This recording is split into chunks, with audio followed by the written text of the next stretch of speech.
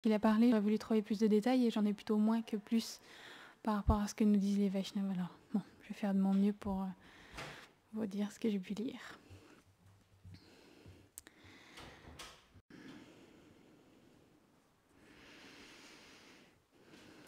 Om Gyanati Vinandasya Gyanam Jalam Shalakaya Shakshurun Militam Yena Tasmai Shri Gurave Namaha Shri Chaitanya Manobishtam Stapitam Yena Bhutare Svayam Rupa Kadamadyam Dadati Svapadantikam Vanchakatpatarubhyascha Kripa Sindhubhya Evacha Patitanam Pavanebhyo Vaishnavebhyo Namo Namaha Jaya Shri Krishna Chaitanya Prabhu Nityananda Shri Advaita Gadadara Srivasadi Gaura Bhakta Vrinda Hare Krishna Krishna Krishna Hare Hare Hare Rama Rama Rama Hare Hare Namam Vishnu Padaya Krishna Prestaya Bhutare Srimate Bhaktivedanta Swami Niti Namine Namaste Sarasvate Deve Gauravani Pracharine Nirvishesha Shunyavadi Prasacha Deshatarine. Je pense trop à ce que je dois dire. Je me suis perdue. Donc, je demande votre permission à tous que je puisse être capable de parler aujourd'hui, votre bénédiction à tous. Et donc la semaine dernière, on avait parlé de Krishna qui faisait sa route jusqu'à Hastinapur et qu'il était resté chez Vidura, qu'il avait pu parler à Kunti. On avait parlé déjà de tout ça. Et donc là, c'est le jour de l'assemblée, en fait, où Krishna il doit délivrer le message de Yudhishthir, qu'on était arrêté là. Donc à ce moment-là, toutes les Kurus, en fait, ils sont déjà installés dans la salle d'assemblée. Et ils attendent que Krishna arrive. Et il est dit que quand Krishna elle est rentré dans cette salle d'assemblée, alors tous les Kuruinés, donc les Kuruinés qui sont favorables en fait à Krishna et qui respectent fortement Krishna, alors ils se sont levés et ils ont acclamé Krishna en fait. Ils ont crié acclamé Krishna, toute gloire à Krishna, le Seigneur des Yadavas. Et donc du coup ça a été comme tout le monde, toutes ces aînés qui ont fait des louanges à Krishna. Et il est écrit que Krishna il est rentré en fait dans cette assemblée en tenant d'un côté la main de Vidura et de l'autre la main de Satyaki, et comme de cette façon-là il est rentré dans l'assemblée et les Kuruinés ils se sont levés, ils ont salué Krishna et lui ont tendu un siège pour qu'il puisse s'asseoir.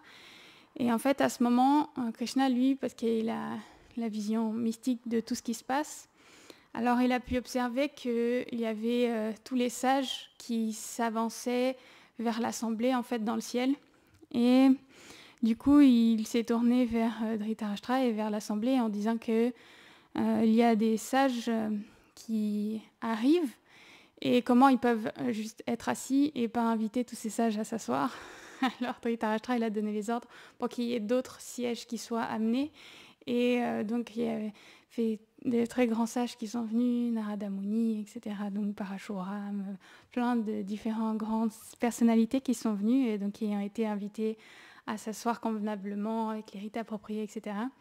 Et seulement après ça, Krishna, il a accepté de s'asseoir, en fait.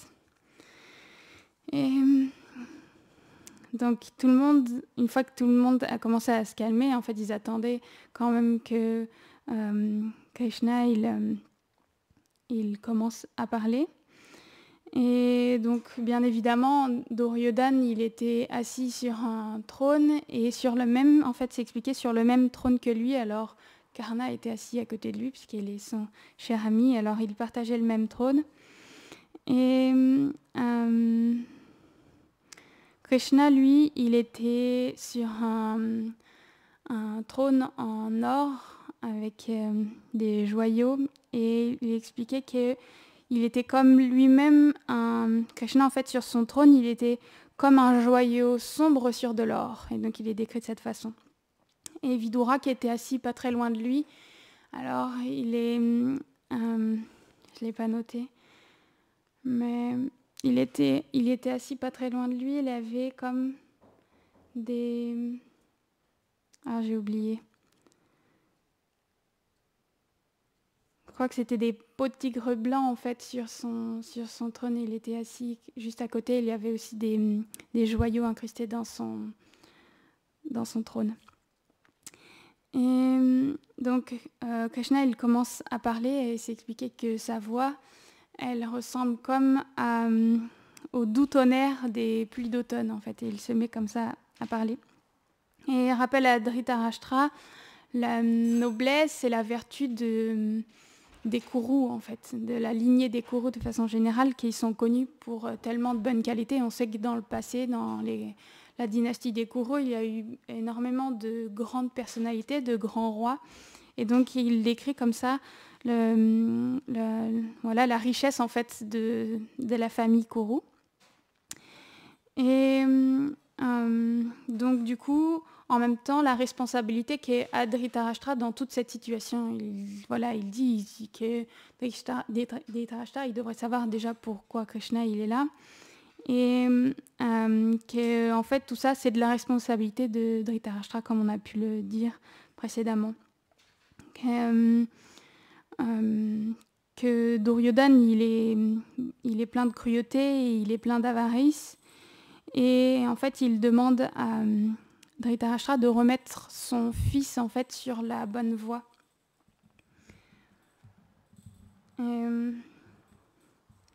Que si en fait s'il agit pas comme ça, en fait, il va y avoir un grand conflit. En fait, ça va amener à une grande destruction. Donc, il demande de cette façon à Dhritarashtra de remettre son fils de la bonne façon et de se rallier en fait avec les Pandavas.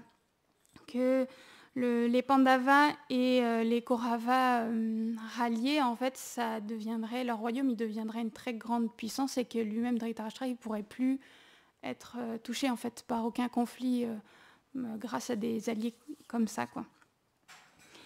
Et en fait, il lui dit, mais quel bénéfice il pourrait y avoir de toute façon à se battre en fait, contre les Pandavas parce que tous les rois qui sont là ici présents dans l'Assemblée et tous ceux qui sont à Virat, ils se battront avec toute leur rage et leur colère et en fait ils vont juste tous mourir. Donc c'est quoi le bénéfice de cette guerre que tous les rois qui sont là, tous les rois qui sont à cet endroit là-bas aussi, ils vont tous mourir et il n'y a aucun bénéfice à aller jusqu'à là en fait. Et il lui rappelle encore une fois que en fait, Dhritarashtra, en fait, il aurait dû... comment je pourrais dire? Les Pandavas, il devrait les voir, en fait, comme ses propres fils. Et donc, il marche comme ça dans une espèce de diplomatie d'affection. Et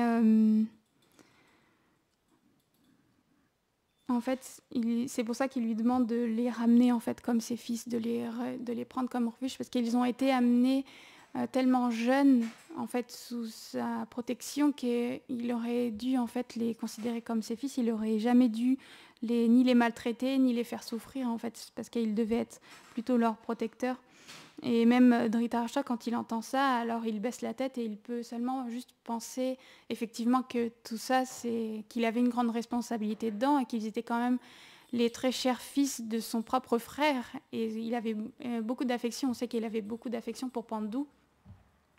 Et qu'en les ayant fait souffrir comme ça, c'était pas la bonne façon d'agir, mais comme on sait, il a cette faiblesse de suivre les ordres de Duryodhana, de son fils, et du coup, ça mène à beaucoup de conflits différents, parce que Duryodhana, lui, il veut le royaume juste pour lui tout seul, et ça amène beaucoup de perturbations, mais Dhritarashtra, quelque part, il est conscient qu'il n'aurait pas dû agir comme ça, et que la meilleure chose, effectivement, que ce serait d'écouter les paroles de Krishna. Il sait, il ne s'attendait pas à moins de Krishna qu'il soit comme direct, qu'il ait comme ses paroles presque comme cruelles, entre guillemets, directes, mais en même temps pleines de vérité.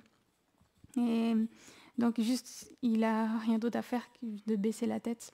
Et il repense à tout ça, et même il s'est expliqué qu'il se met à pleurer en fait en pensant à voilà ce qu'il aurait dû faire en fait envers les Pandavas. Parce que Krishna il lui dit que si jamais il les fait revenir et qu'il peut établir la paix, alors les Pandavas ils vont considérer, ils le considèrent déjà en fait Dhritarashtra comme l'aîné, et il ne sera pas moins qu'un père en fait, qu'un aîné pour eux. Et donc il l'encourage à agir comme ça. Parce que c'est là la seule voie de la vertu en fait. Parce qu'il a quand même laissé souffrir les Pandavas pendant 13 années en exil, et la promesse était qu'après ces 13 années, ils devaient rendre le royaume. Les Pandavas, ils ont souffert pendant ces 13 années pour respecter leur promesse jusqu'au bout. Et maintenant que cette promesse de leur part est respectée, alors les gourous, ils ne respectent pas leur part à eux en fait de cette promesse-là, et ça c'est contre toute vertu en fait. Donc il lui explique qu'il ne peut pas agir non plus comme ça en fait, parce qu'il ne respecte pas sa parole. Mais Duryodhana, lui, il entend tout ça, et c'est à peine s'il regarde Krishna, ou alors juste il sourit, il regarde Karna, et il n'arrive pas à avoir de la considération pour ce qui se passe et ce qui se dit. Et Krishna, il continue et il explique que dans une assemblée où la vertu elle est vaincue par le vice, alors les membres du conseil, enfin les membres de cette assemblée, en fait, ils devraient faire en sorte de détruire en fait ce vice, parce que s'ils ne détruisent pas ce vice, alors ils sont comme complices de cette chose-là, et ils sont tous responsables, et tous ils vont recevoir en fait le fruit de ce vice-là. En fait, toutes les personnes présentes, ils vont recevoir les résultats de leurs actes. Et à ce moment que Krishna il a fini, Parashuram, on a dit qu'il était présent. Alors il se lève et il parle, et il essaye de raisonner, enfin de parler en fait à Duryodhana. Et il s'est expliqué qu'il est décrit en fait avec portant une peau de biche noire, et il a les yeux noirs qui sont comme étincelants, et là ses cheveux emmêlés, et il a son corps aussi qui rayonne d'une lumière mystique. Parashuram, il est décrit de cette façon. Et il se met à raconter une ancienne histoire en fait d'un roi qu'on nomme Dambodbhava. Et ce roi, il avait beaucoup de pouvoir, c'était quelqu'un de fier et d'arrogant. Et il s'est pris un jour, parce qu'il a entendu la puissance de Nara et Narayan, alors il s'est pris l'idée de les défier. Et donc du coup, il allait jusqu'à Gandhamadana. Donc on sait que Nara et Narayan, ils ont résidé au moins une partie du temps à cet endroit-là. On sait que les Pandavas, pendant leur exil, ils sont allés à cet endroit-là, comme en pèlerinage. Et parce que Nara et Narayan, ils étaient là dans des temps beaucoup plus anciens. Donc Parashuram, il raconte cette histoire des temps anciens.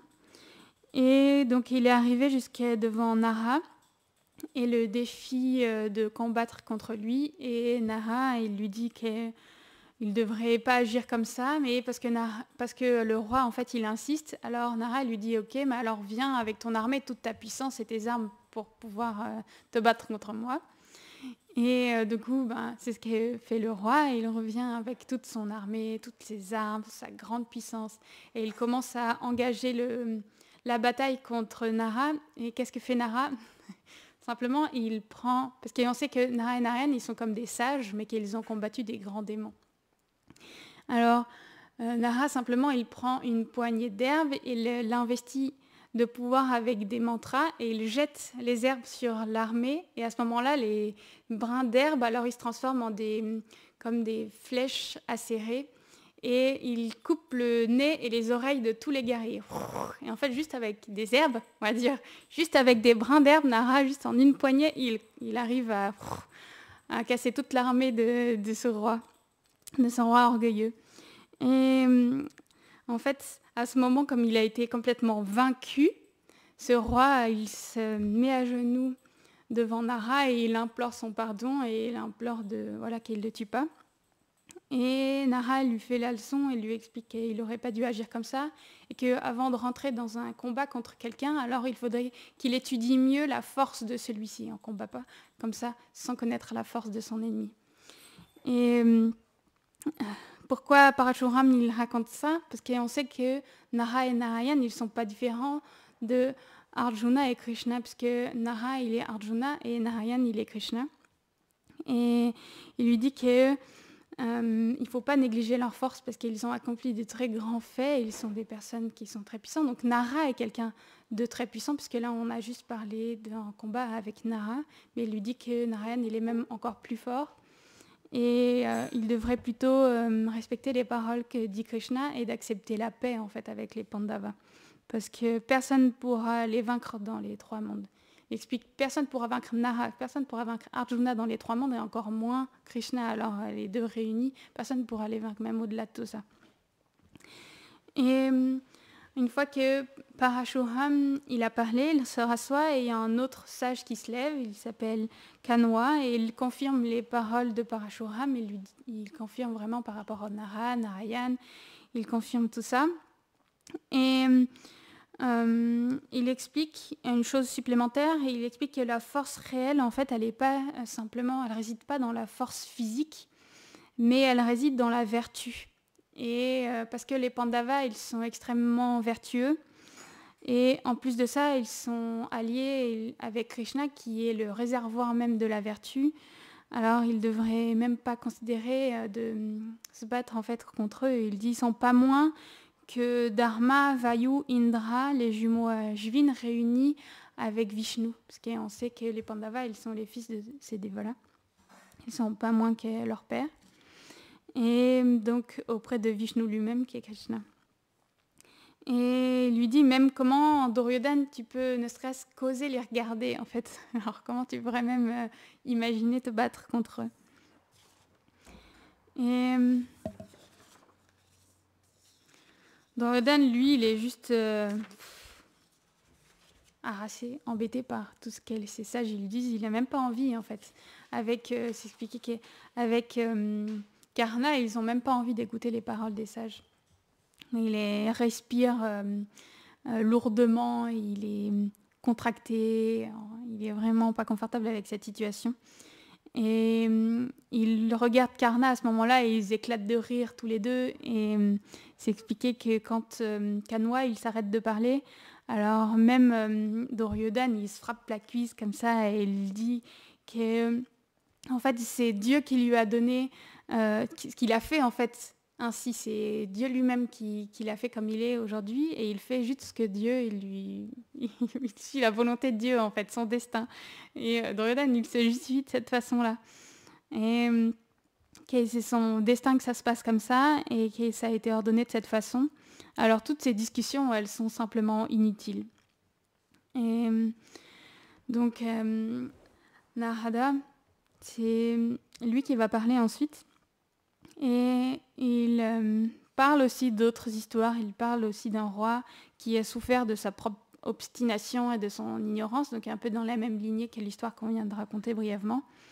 Et il lui dit qu'il demande à Duryodhana de bien considérer ça, de bien considérer. Il lui demande d'abandonner en fait sa colère et sa vanité et de faire la paix aussi, et lui aussi de faire la paix avec les Pandavas, de bien réfléchir aux instructions profondes de toutes ces histoires des anciens temps, et sinon simplement ça va aboutir à sa destruction. C'est intéressant parce que on dit qu'on apprend même nous-mêmes en cours aujourd'hui que nos histoires de passé en fait de notre pays, et on dit qu'il faut apprendre du passé en fait pour pouvoir établir qu'est-ce qu'on doit faire dans le futur pour pas répéter les mêmes erreurs.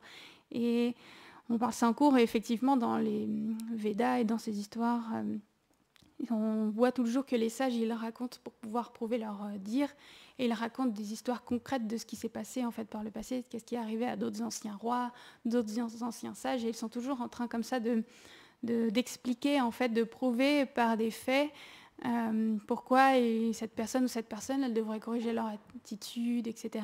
Et ça, même en entendant tout ça, Duryodhana, il est complètement hermétique en fait à toute cette sagesse qu'on lui donne, à tous ces conseils qu'on lui donne, et simplement il écoute ses amis proches, il écoute sa colère en fait et son envie envers les Pandavas.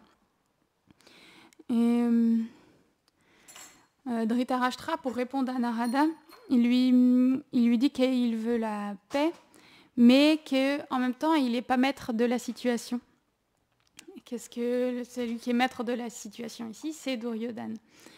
Et donc du coup, Dhritarashtra il se tourne vers Krishna et il lui demande d'essayer de lui-même de convaincre Duryodhana.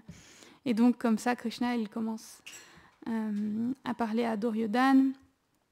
Il lui explique que simplement il veut son bien et que ce qu'il est en train de faire, simplement ça va l'amener à de la souffrance. Qu'il devrait plutôt suivre les conseils des hommes sages parce que ça le conduira à la vertu, comme on a dit. Et donc il lui demande d'abandonner ses mauvaises qualités et de poursuivre une voie en fait qui va sauver ses proches, parce que comme on l'a déjà dit, je crois la semaine dernière, toute sa cruauté en fait et son envie envers les Pandavas, ça va juste amener Duryodhana à faire tuer en fait tous ses proches et tous ses amis. Et donc il lui dit de bien reconsidérer ça, parce que sinon, en fait, tous ses proches, ils vont mourir. Il lui dit qu'il devrait écouter la parole des anciens, et surtout, on devrait toujours aussi écouter, il devrait écouter son père, parce qu'il est, voilà, il lui demande, il est son supérieur, il est le roi en plus, il devrait l'écouter, et parce que Dhritarashtra, il veut la paix, alors il devrait considérer ça. Et qu'il devrait préférer de cette façon écouter des conseils supérieurs au lieu d'écouter toujours les conseils d'hommes inférieurs. Et, parce que tout ça, ça va l'emmener à un danger. Ces personnes-là, inférieures, elles ne pourront pas le sauver en fait. Et donc, bien évidemment, quand il parle de personnes inférieures, il parle de Karna, de Dushashan et de Shakuni. Il lui dit toujours, tu préfères le refuge de ces personnes-là au lieu d'écouter les personnes vraiment qui veulent ton bien. Et Karna, quand il entend Krishna qui parle de cette façon-là, il se sent insulté en fait. Et avec Duryodhana, ils ne comprennent pas le discours de Krishna. Ils sont incapables de pouvoir comprendre le discours de Krishna. Parce que pour eux, leur cause, elle n'est pas moins juste que celle des Pandavas, on l'a déjà dit. Ils ne comprennent pas en fait pourquoi leur prétention au trône, elle est moins forte, enfin elle est moindre en fait que celle des Pandavas, puisque Dhritarashtra, il est le frère aîné en plus de Pandu, et donc ils voient pas en fait tous les deux, ils voient pas pourquoi Duryodhana il pourrait pas être roi simplement, et voilà. Et comme avec toute cette situation-là, Duryodhana dit que simplement la paix, en fait, elle n'est pas possible et jamais il pourra laisser ce trône aux Pandavas, parce que pour lui, c'est comme injustifié. Et en plus, ils le critiquent tous, et ils sont comme tous du côté des Pandavas, et que pendant toutes ces années d'exil, ils ont gouverné le royaume et ça se passait très bien, donc il n'y a pas de raison voilà, qu'il en soit autrement et qu'il leur donne une part du royaume. Et à ce moment, Krishna il continue de parler, et jusqu'à maintenant il avait donné des arguments plutôt dans les sentiments ou dans l'affection pour redonner le caractère familial des Pandavas auprès des Kauravas. Et parce que ce discours il n'est pas compris, alors il utilise d'autres sortes d'arguments. Et il décide maintenant de susciter plutôt la crainte et la dissension dans le cœur des Kauravas et des Kourous.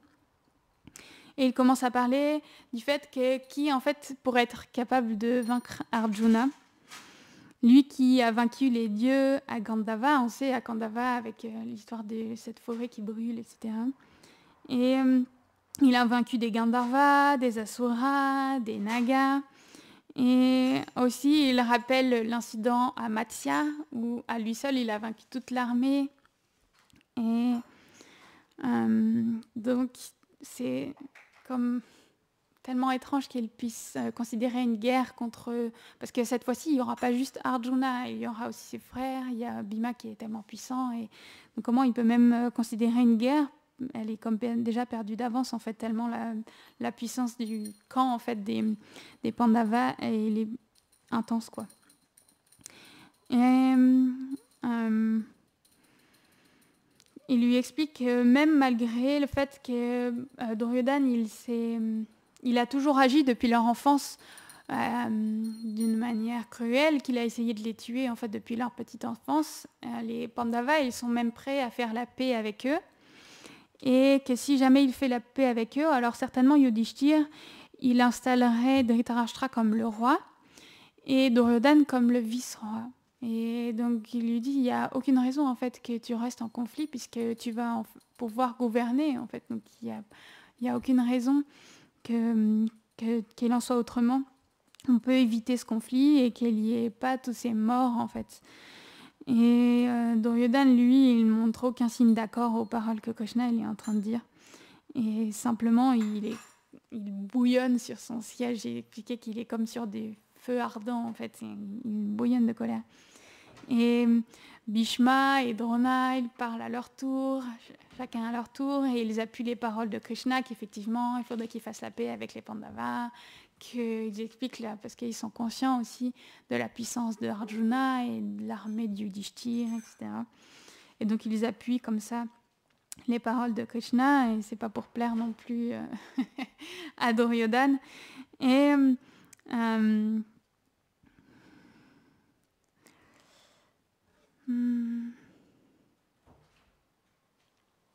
c'est Vidura, voilà. Et en fait, ensuite, c'est Vidura qui parle, et même ici, il sait que tout ça, c'est vain, que ses paroles sont vaines, mais parce qu'il a promis qu'il soutiendrait Krishna, alors il se met quand même à parler, et il dit que en fait, cette situation, ça chagrine pas juste le fait qu'il y ait la guerre, mais le fait qu'à cause de cette guerre, en fait, lui, il pense pas à Duryodhana, qu'il puisse mourir ou pas, d'une certaine façon, pas directement, mais il pense plutôt à Dhritarashtra et à Gandhari, donc les parents de Duryodhana, parce que à cause de cette guerre, alors ils vont se retrouver complètement abandonnés, ils vont se retrouver seuls, ils vont se retrouver en fait comme des mendiants quelque part, puisque tous leurs fils vont mourir, que tous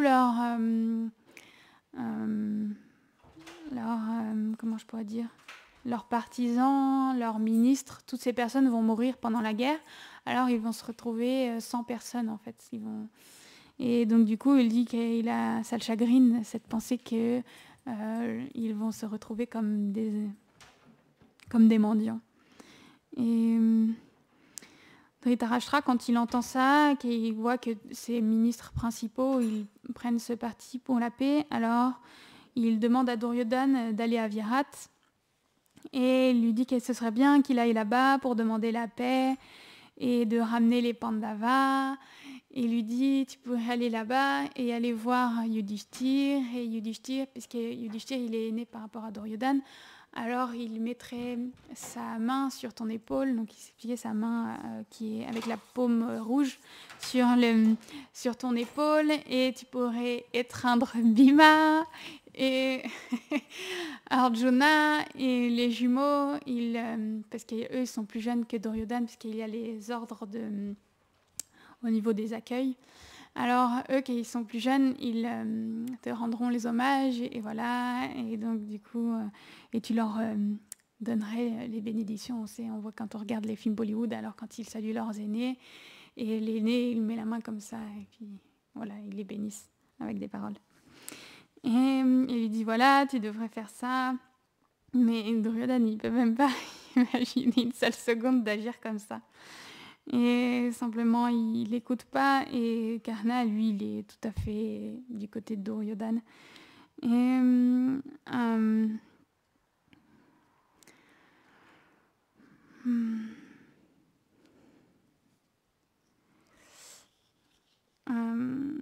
j'ai perdu où j'en étais.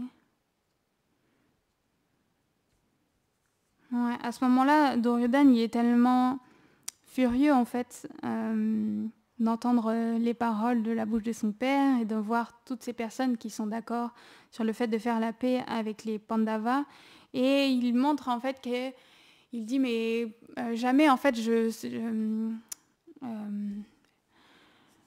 comment je pourrais dire, j'éviterais cette guerre juste par peur en fait, puisque là à ce moment-là Krishna il a décrit pourquoi il faudrait pas faire la guerre parce que les Pandavas ils sont tellement puissants, et là l'argument de Duryodhana c'est que lui il est un kshatriya et jamais il éviterait un combat juste par peur. Et en plus on sait que Duryodhana il est confiant puisque il lui dit bah oui bien sûr il a déjà perdu des batailles par le passé, mais peut-être c'était juste comme le hasard ou voilà des mauvaises. Maintenant, il sait en lui-même qu'il a les pouvoirs des Danavas qui de son côté, qu'il a la puissance des Kurus combinés. Il est sûr à 100% qu'il peut gagner cette guerre. Donc simplement, là, il explique qu'il n'a aucune raison par peur d'arrêter cette guerre, qu'il est un kshatriya et que même s'il fallait qu'il meure sur le champ de bataille, eh ben, il mourrait comme un héros sur le champ de bataille. Là, là, là. Donc ça, c'est le discours un petit peu des guerriers. Et qu'il y avait déjà eu une erreur de fait par le passé. Son père, il avait déjà commis l'erreur de donner la moitié du royaume aux Pandavas, et il était très jeune, il était jeune à cette époque-là, et il était sous la dépendance, on va dire, de ses aînés, et du coup, il n'avait pas agi comme il fallait, mais maintenant qu'il avait le recul, on va dire, entre guillemets, la maturité de pouvoir parler. Alors maintenant, il ne laisserait pas cette erreur se faire deux fois. Lui, il considère que tous ces biens, ces deux royaumes voilà, qui avaient été formés, ils sont à lui, en fait. Donc il n'y a aucune raison qu'il les redonne aux Pandavas. Et Karna, lui, qui est à côté de lui, à ce moment-là, il met la main sur l'épaule de Duryodhana comme approbation. Et donc voilà, il se regarde avec le sourire. Et Duryodhana, ouais, simplement, il peut pas écouter en fait les paroles qui lui sont dites.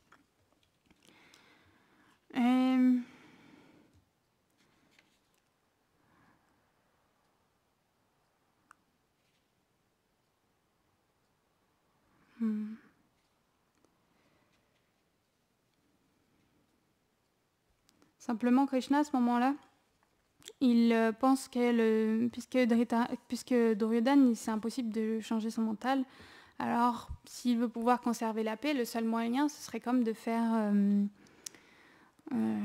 arrêter Duryodhana, en fait, de faire emprisonner Duryodhana. Ça, c'est la pensée que Krishna il a à ce moment-là.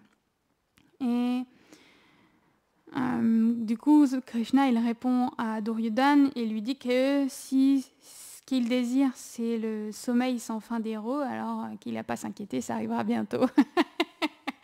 Krishna il répond tac au tac, certainement toujours avec le sourire. Mais avec quand même un peu de puissance, parce que là, ses convictions, elles sont fortes.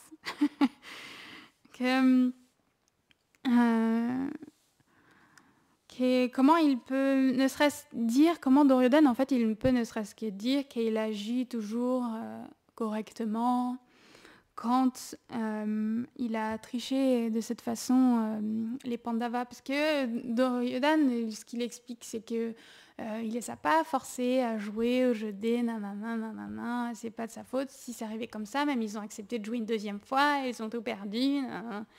Et là, Krishna, il explique que qui est la réalité en fait, c'est qu'il a triché les Pandavas et que oui, ils ont été forcés. La situation dans laquelle a été mis Yudhishthir, il n'a pas eu le choix que de jouer, et avec Shakuni, ils l'ont triché parce que Duryodhana, il aurait dû même jouer directement avec Yudhishthir, et il a fait passer par quelqu'un d'autre qui est un grand joueur et surtout qui est un tricheur. Bon, ça il l'a pas dit, mais voilà, tout le monde le sait.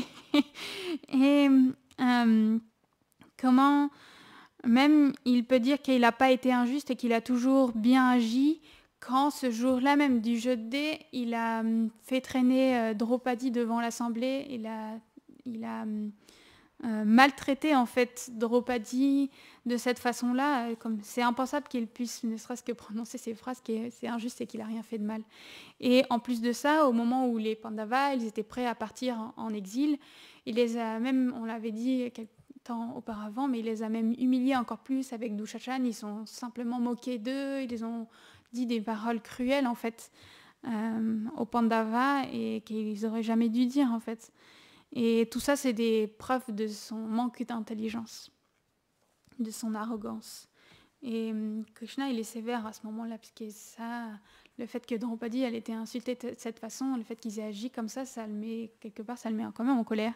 Et donc il parle d'un ton sévère et leur demande de rendre le royaume volontairement et que s'ils ne veulent pas le rendre volontairement, alors ils le reprendront par force.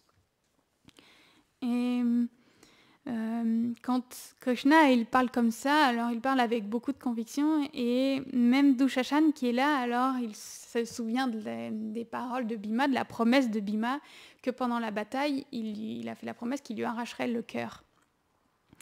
Et d'une certaine façon, Dushashan, il a réussi à être convaincu par les paroles de Krishna à ce moment précis. Et du coup, il se tourne vers son frère aîné, vers Duryodhana, et il lui dit qu'il est stupide, en fait, que s'il ne veut pas faire la paix volontairement, alors les Kauravas, donc qui sont ses frères, ils l'attacheront et le livreront aux pieds du Yudhishthir. Et donc même Krishna a même réussi à convaincre comme ça Dushashan à ce moment-là. Et quand Duryodhana il entend ça, il est dans une telle colère que simplement il se lève et il quitte l'assemblée. Et il y a tous ses frères qui le suivent. Même Dushashan au final, il suit son frère et là tous les ministres aussi qui sont autour de Duryodhana qui le suivent et ils sortent tous.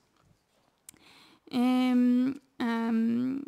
Krishna, quand Duryodhana il est parti, il explique que c'est la faute des aînés, en fait, si toute cette situation elle a lieu, parce qu'ils n'ont jamais été capables de contrôler Duryodhana. Et que, à ce moment-là, il raconte une histoire de sa famille, et il explique comment il a tué, en fait, le puissant Kamsa, qui était nul autre que quelqu'un de sa propre famille. Il est dans la famille de Krishna, il est le fils d'Ugrasen, et donc Kamsa, il est comme son oncle. Mais il explique que Kamsa, il avait été rejeté par ses proches, parce qu'on sait qu'il les avait tous soumis de force, en fait, et il agissait d'une mauvaise façon, et il soumettait beaucoup d'autres rois par la force. Et qu'à cause de ça, il l'a tué, et en tuant Kamsa, alors il a rendu de nouveau les Yadavas, les Adakas et les Vrishni heureux, en fait, par cette chose-là.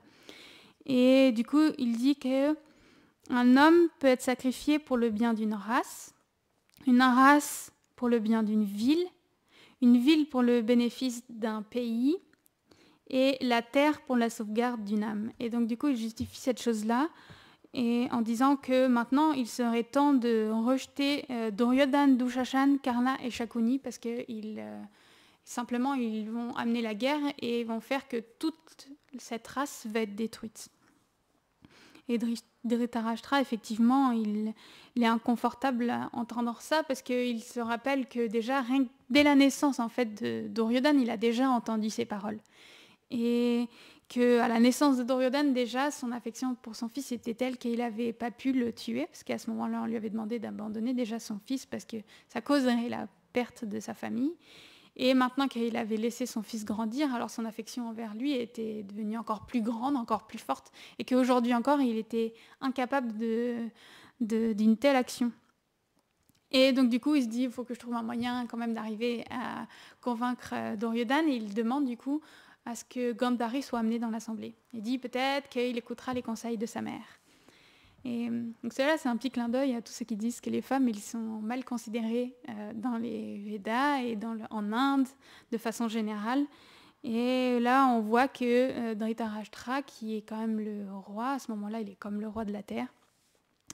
Et Gandhari, elle est son épouse, et lui-même qui a échoué à convaincre son fils, et ben à ce moment-là, devant tous les sages réunis, devant tous les grands rois, il fait demander son épouse pour qu'elle arrive à convaincre son fils.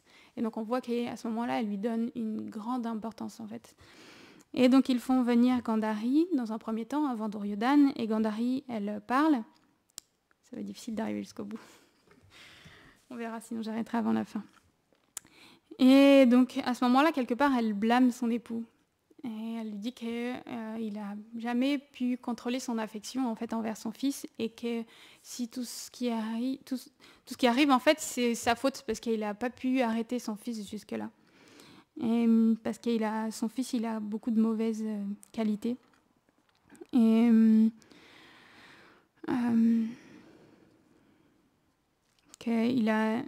en fait, ces mauvaises qualités font qu'il ne mérite pas le trône. En fait. C'est même Gandhari elle-même, elle dit ça, qu'il est pécheur, en fait. Il a commis beaucoup de mauvaises actions en faisant tout ce qu'il a fait. Et pourtant, le roi, toujours, il le soutient par affection. Et donc, à ce moment-là, ils font revenir Duryodhana et elle s'adresse à son fils et elle lui implore de faire la paix, encore une fois, avec les Pandavas et qu'il ferait mieux de contrôler ses impulsions. Donc, c'est expliqué que c'est 2 impulsions de désir et de colère parce que celui qui ne peut pas contrôler ses sens, alors comment il peut contrôler un royaume? Donc, c'est ça que lui enseigne sa mère.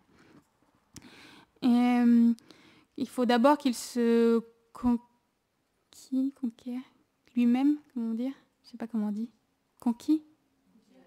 Il faut déjà qu'il se conquiert lui-même avant de conquérir la terre. Et donc elle lui demande de faire la paix avec ses cousins, parce que quand même les Pandavas ils sont ses cousins.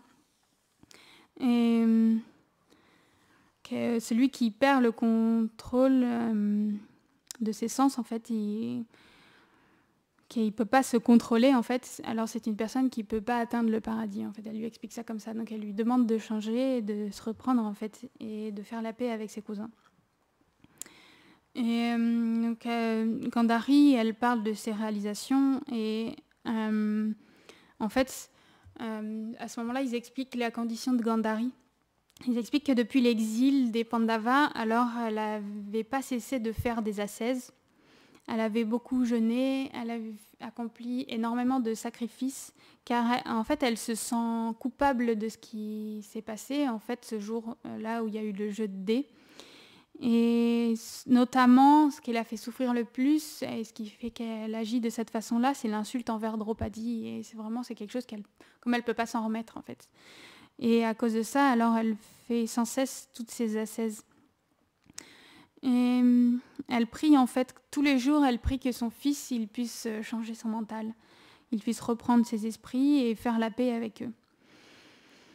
Et elle explique à Duryodhana que son père il a donné de façon juste la moitié du royaume aux Pandavas pour pas qu'il y ait justement de conflit entre eux, qu'il a largement assez de pouvoir jouir de la moitié du royaume, il a largement assez de richesses, on a déjà dit.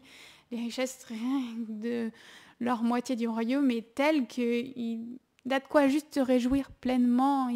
Pourrait avoir les richesses, on dit, toutes les opulences, à manger comme il veut, les femmes, les machins, tout ce qu'il veut pour se réjouir s'il veut. Mais quand même, il est obligé de garder cette rancœur contre les Pandavas et faire la guerre avec eux, alors qu'il peut être complètement satisfait avec ce qui lui a été donné, en fait. Et donc, elle lui demande de se reprendre à cause de ça. Et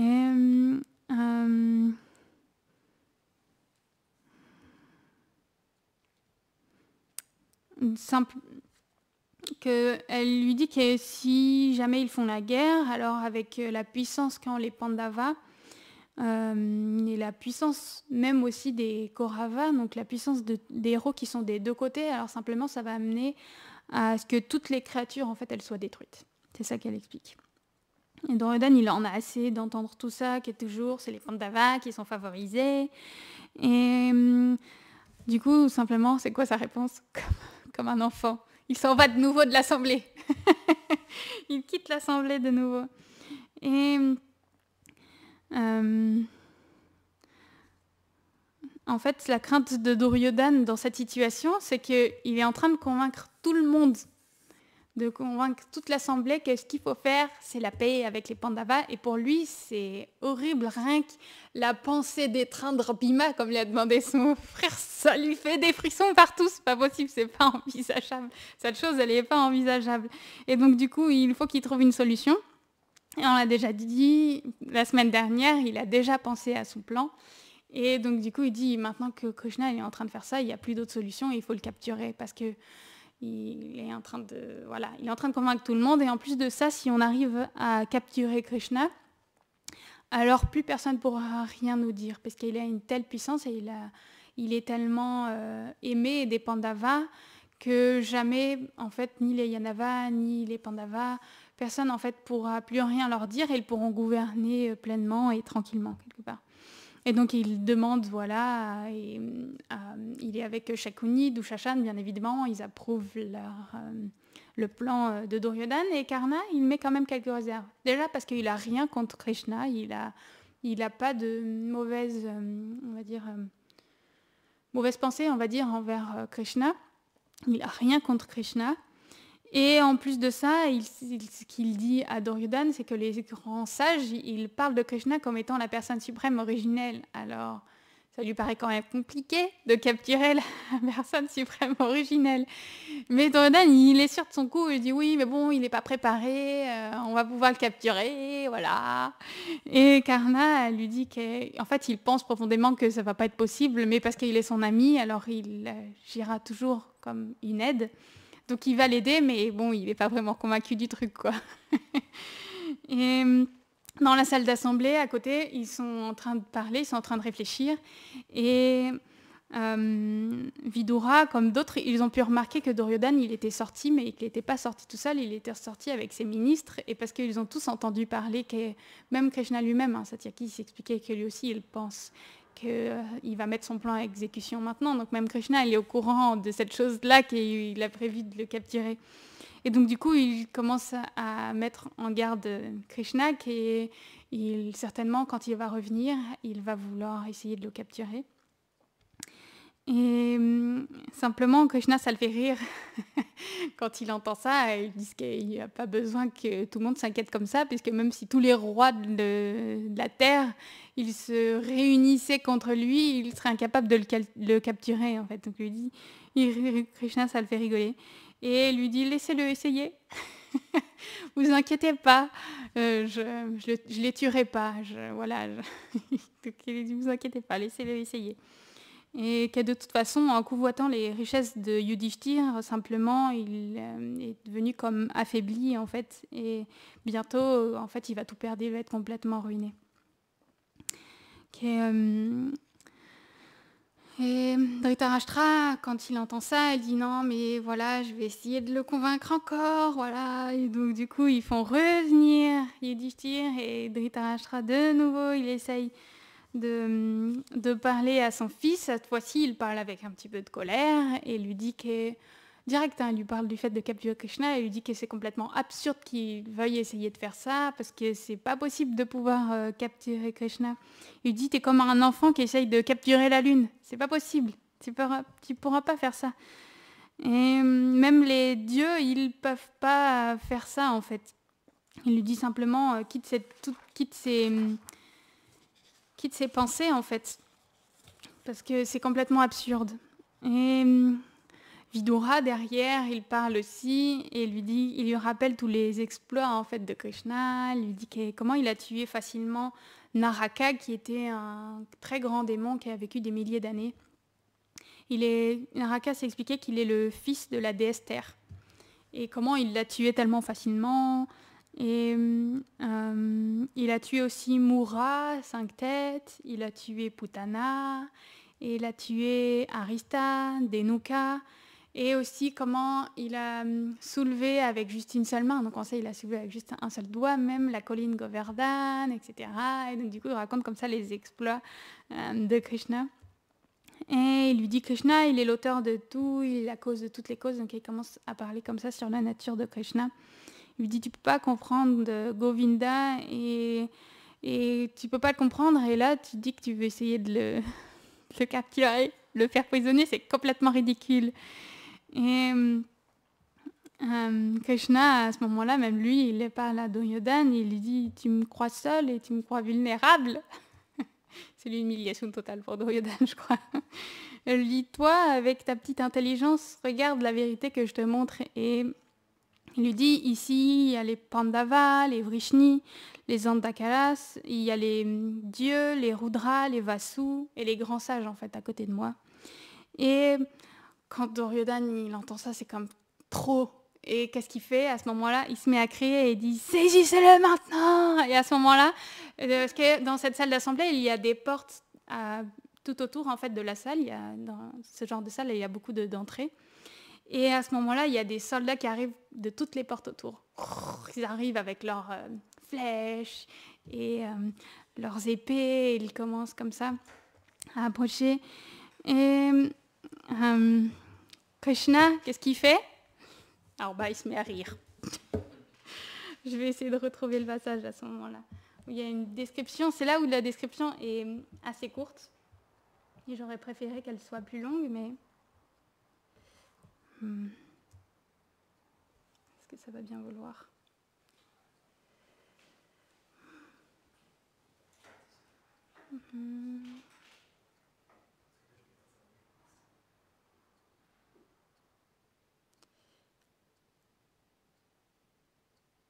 Ah, ça m'a changé ma page.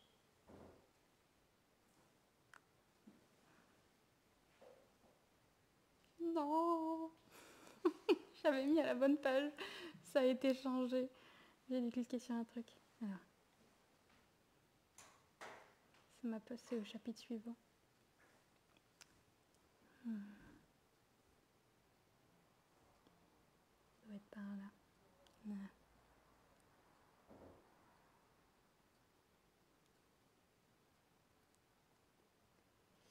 C'est une description assez brève. Et là, en fait, il dit, Krishna, à ce moment-là, qu'est-ce qu'il fait? Il se met à rire.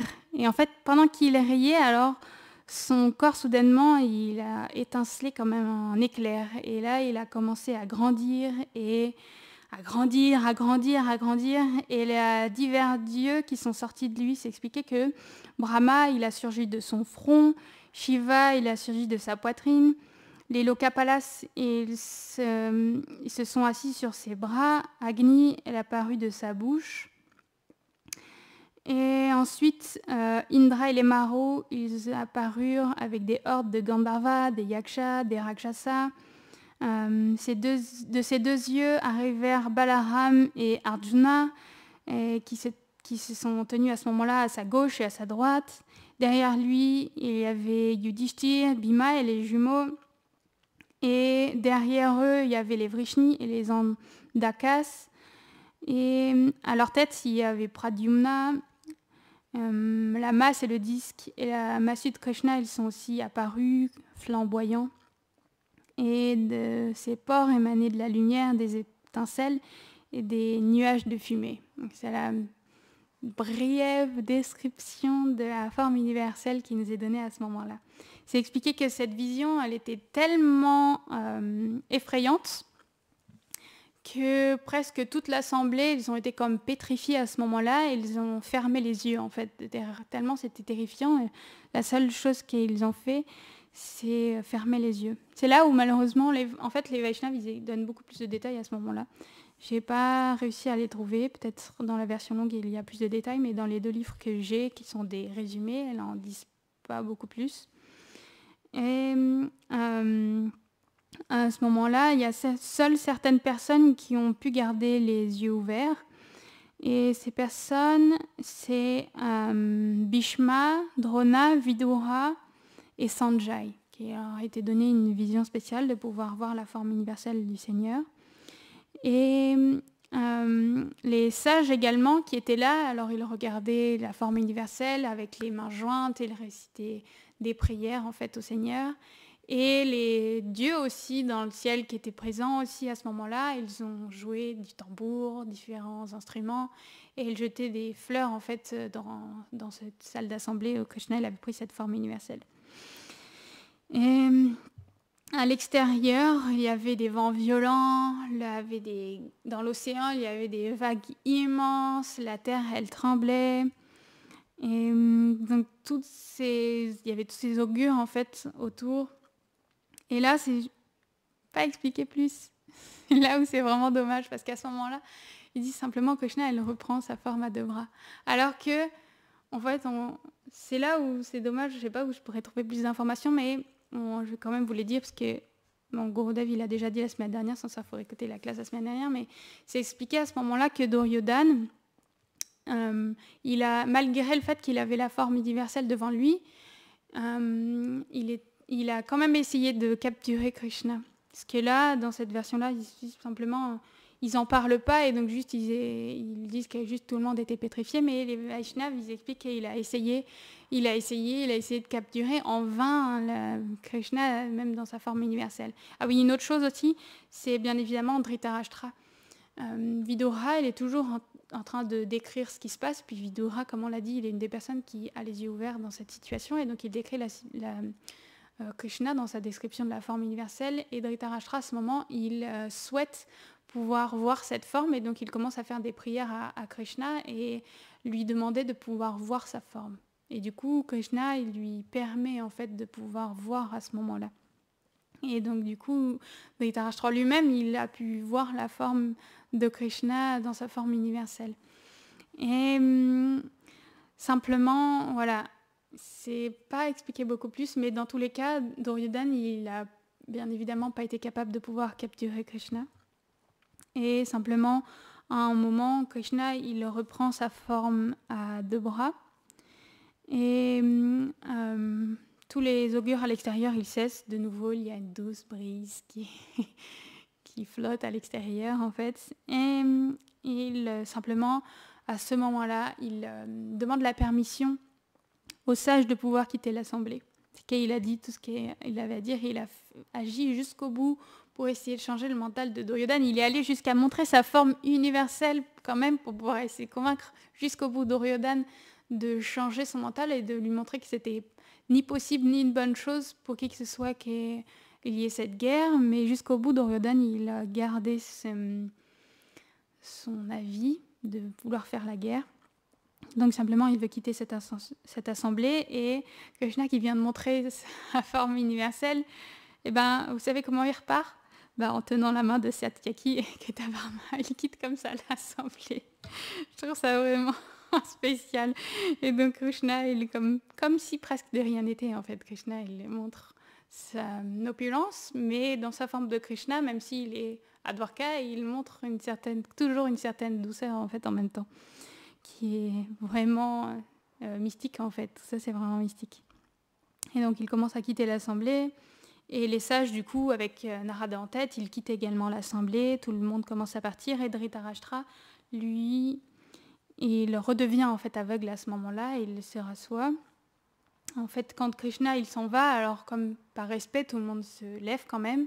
Simplement, Duryodhana et toutes ces personnes qui l'ont aidé, toutes ces personnes qui sont proches de lui, ils ne donnent même pas la peine de se lever quand Krishna, il s'en va. Mais quand même, ils sont obligés de voir que c'était vraiment futile en fait d'avoir voulu capturer Krishna. Ça a été complètement vain. Ils sont devenus comme incapables de faire ou de dire quoi que ce soit au moment où Krishna, comme ça, il quitte cette assemblée. Et donc Krishna, il se dirige vers son char pour partir. Son char est expliqué comme étant un véhicule d'or et qui est couvert de peau de tigre blanc. Dhritarashtra, avant que Krishna il s'en aille, il vient le voir encore une dernière fois et commence à lui dire, voilà, Krishna, tu as été témoin de mes intentions quand même, tu vois bien mes influences sur mes fils, je ne suis pas à blâmer, je ne peux pas être à blâmer. Moi, j'ai aucune mauvaise intention envers les Pandavas. J'ai fait de mon mieux. Il commence à dire ça, en fait, à Krishna. Et Krishna, il répond devant toutes les autres personnes qui sont présentes. Il dit, vous avez aussi été témoin de tout. Comment cet homme non cultivé, donc il parle de Duryodhana à ce moment-là, il est sorti alors même qu'il recevait des instructions pour son propre bien. Vous avez aussi entendu le souverain dire qu'il était impuissant. Avec votre permission, je retourne auprès du Yudhishthira. Simplement, il répond ça.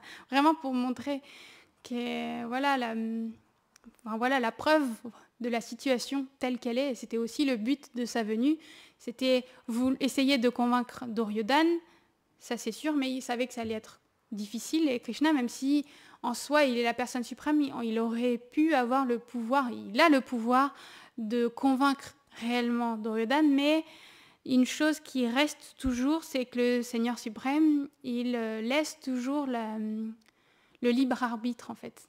Il donne des arguments, il a donné des arguments dans cette situation, il a déployé toutes les formes de diplomatie, mais il laisse complètement le libre arbitre à Duryodhana de sa libre façon d'agir. Mais en étant venu ici, il a pu remontrer correctement la situation telle qu'elle était avec ce jeu de dés, etc.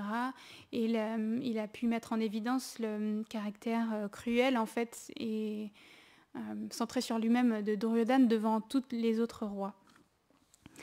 Et donc du coup, Krishna, ce qu'il fait, c'est qu'avant quand même de retourner, j'ai presque fini, je suis encore en retard aujourd'hui. Avant de retourner voir Yudhishthir, il passe quand même rapidement voir Kunti une dernière fois. Et Kunti s'est expliqué que quand Krishna lui explique la situation, elle se doutait bien que ça allait finir comme ça.